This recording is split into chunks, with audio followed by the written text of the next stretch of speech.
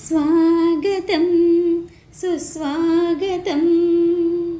స్వాగతం సుస్వాగతం రఘుకులేంద్రుడు రామచంద్రునకు స్వాగతం సుస్వాగతం ధర్మ మార్గమును వీడని ప్రభువు కోసలేంద్రుడు దశరథ రాముడు ధర్మ మార్గమును వీడని ప్రభువు కోసలేంద్రుడు దశరథ రాముడు ప్రజల క్షేమమే తన పాలనగా